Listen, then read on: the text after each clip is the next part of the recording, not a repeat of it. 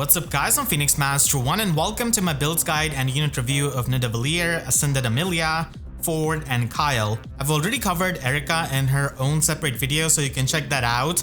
But starting with Nidavellir, he's a colorless bow cavalier with Nidavellir Ballista as his preferred weapon. This gives him minus on special cooldown, making his AoE specials into 3 cooldown specials. And then he also gets Canto Distant Traveled +1, which is not often a case with a lot of the range cavalry units. So this is going to be lasting only from turns 1 to 4, just like Eitri, Regan, and Otter. And then from turns 1 to 4, he gives himself the -3 special cooldown at sort of every turn. So he's going to be pre-charging his specials, and he also gives 1 cooldown support to his allies in 2 spaces. So this is going to be helping you tremendously in Aetheroid's defense, and then he also gives Hexblade to himself and the allies in 2 spaces. So overall he functions as a pretty good supportive nuke, and the pulsing is going to be making him age better with the time, because even if his nuking potential falls off, giving the pulse support to any kind of ally despite their movement or weapon type is really good. And this is not really tied to some kind of ally support, so it can easily work in Aetheroid's defense. And then for his own combat, he's able to get extra attack and speed in the combat depending on 20% of his visible speed stat added with 6. So this can go all the way from 17 to 19 attack and speed, which is pretty solid. And then he gets true damage based on 20% of his speed, including on his AoE specials, which is extremely helpful as a nuke. And then finally he has got some damage reduction against foes' first attacks, which is not really going to be relevant a lot of the times because you're going to be running him with an AoE special, and because of Verge of Death and lowering of his defense, he's not really going to be surviving much with this damage reduction either. So he's just going to be functioning as a really solid cavalry nuke who can support his allies, and he himself is able to get the AoE pre-charging without any kind of support, and that is going to be making him a menace in summoner duels and also in Aetheroid's defense, and even in the in-game content like in Training Tower and Tempest Trial. He's going to be a really annoying unit because of his AoE specials. So Nidavellir, despite not having the best of the base kits, is still really solid and a monster of a nuke, and he does have really good speed at base 47 with a super boon, which he's going to be wanting at higher investment, and he also has base 45 attack. His other stats don't really matter because he's mainly going to be functioning in the player phase. And Verge of Death is a pretty nice slotty skill for AoE nuking, so that's a good skill that he could keep from his base kit, but Seal Defense Resistance 3 is not really the greatest, and there are going to be better options.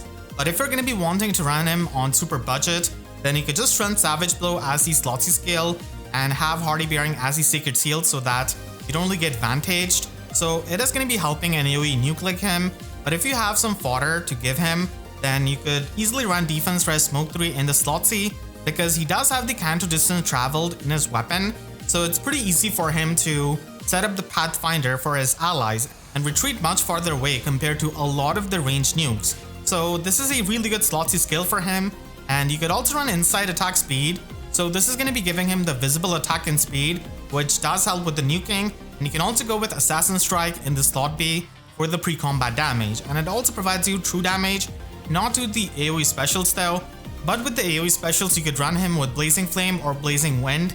I like them a lot more than Blazing Thunder that he comes with, so that's a change you could do, and he could easily be used in Aetheroid's defense, and there, Fatal Smoke 4 and Assassin Strike is going to be something you're going to be wanting to run from Winter Yunaka, and it is going to be helping him nuke better and also be an annoying unit.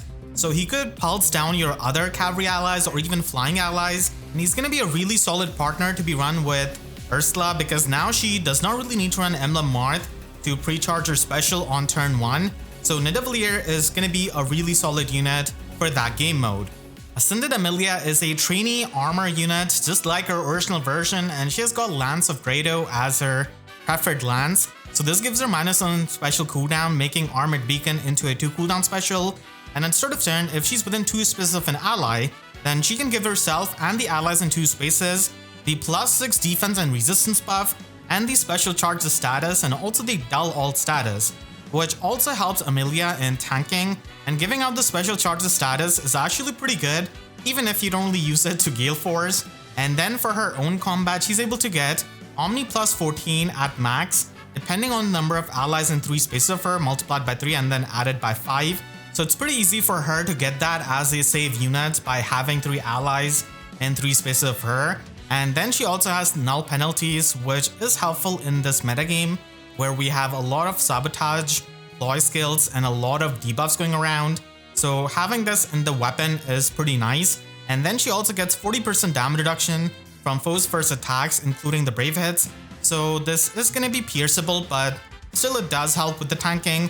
And then she heals up 7 HP after the combat. So she has got a lot of things that you would need on a tank, and then she also comes with her preferred slotty skill in Obsidian Tactics. So this is going to be giving you +9 to all of your stats, and you get the extra effects depending on the total number of bonuses active on herself and the allies in 2 spaces of her, and it counts each instance. So even if you already have one ally with the special charges and dull alt status, if another ally has got those 2 same status, it is going to be counting them as a different instance. So it is going to be making it easier for you to get all of these effects, and she is going to be inflicting -X attack and defense debuff on the foe multiplied by 2 depending on the X value. So this could go up to max 12, which is something that is not really all that hard to do.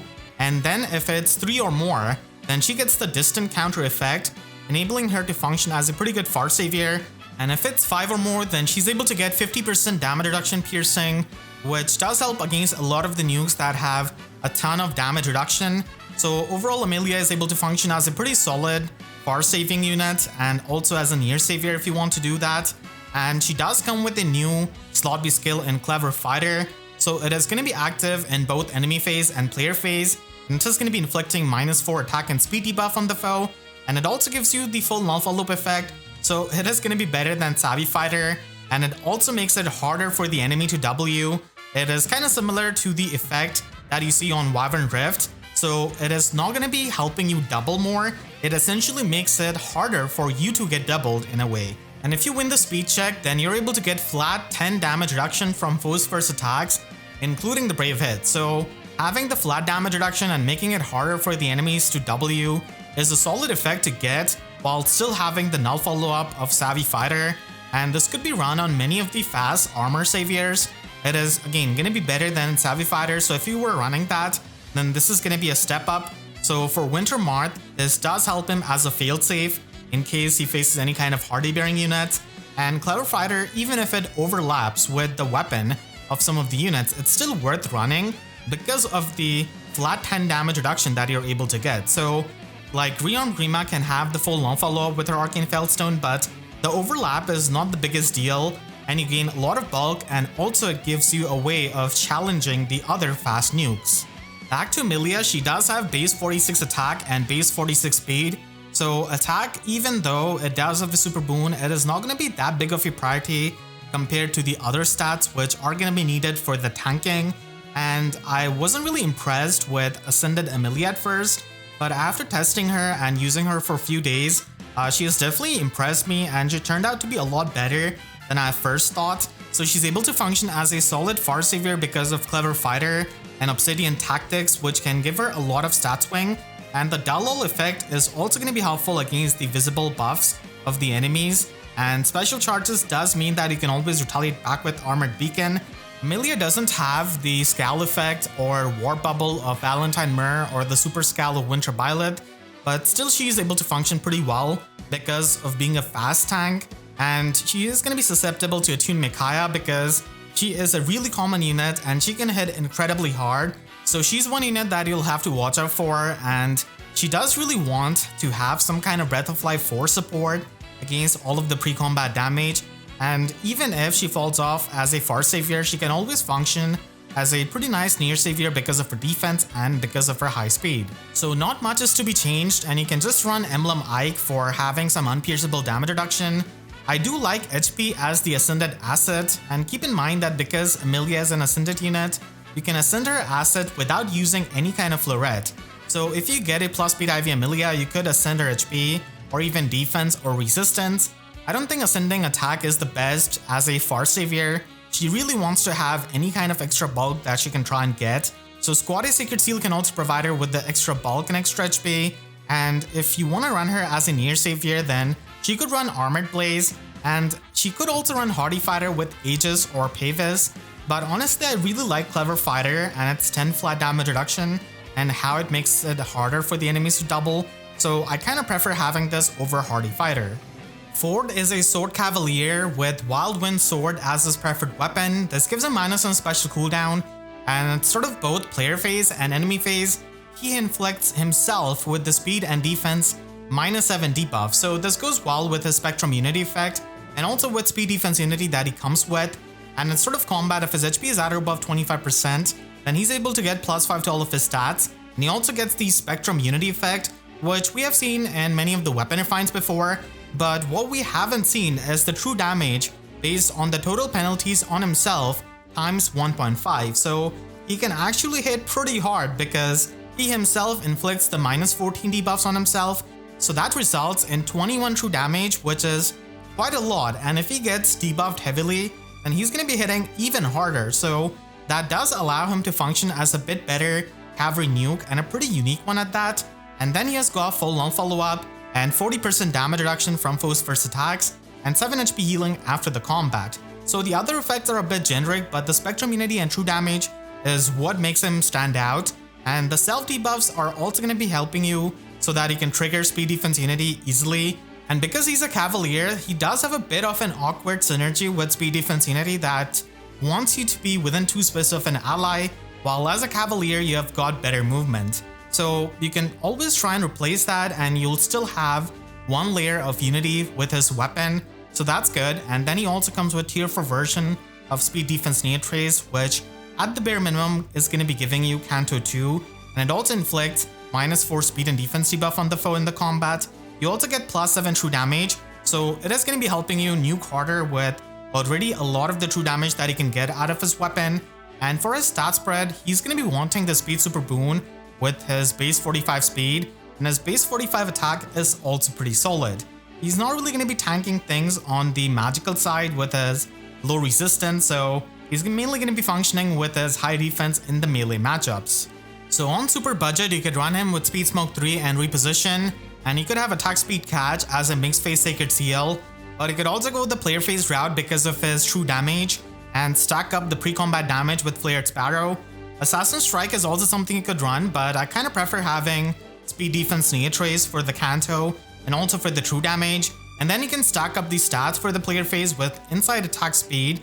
It also gives him the visible attack and speed buff, so in case he gets panicked, that is going to be more penalties on himself. And No Quarter is going to be the best special to be run on him for the damage reduction piercing.